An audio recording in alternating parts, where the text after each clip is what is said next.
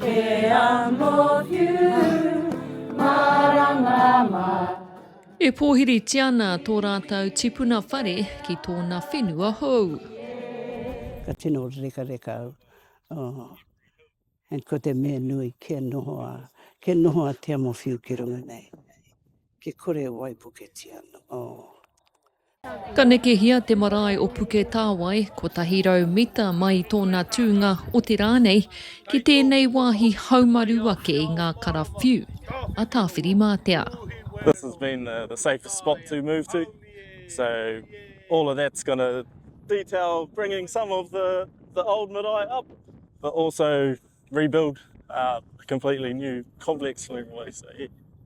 I te whakahoungia te marae i te wā katai mai te āwha o Gabriel. Waikato, waipuke katoa, mai i wharekāka tai atu ki mā ngā tuna.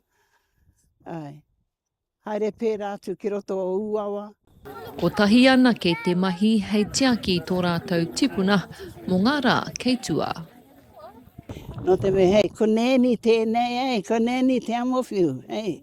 Me tieki tika iaia, hei. Hika e toru ngā wātia, ka waipuke tia ia. Asa ka nui tēnā. E toru ngā marae o uawa i whakawhiwhia ki ētahi pūtea āwhina i te kāwanatanga kia hiki, kia whakaora anō i a rātou.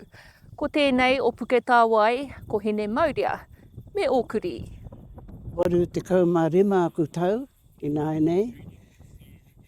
Ka ketu au ki aku tamariki nā me mauria mai te tipuna whare kiko nei. Hey.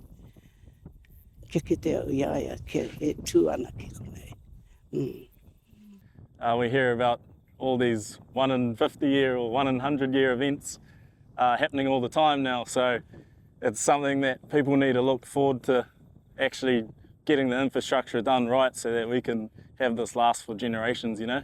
Ko tāna anō, hei wainganui te tau 2025, te wā e mana ko hiana ka tutuki pai ngā mahi, ka tūwhera anō te marae o Puketāwai, mō ana uri katoa. Irena Smith, tai oro.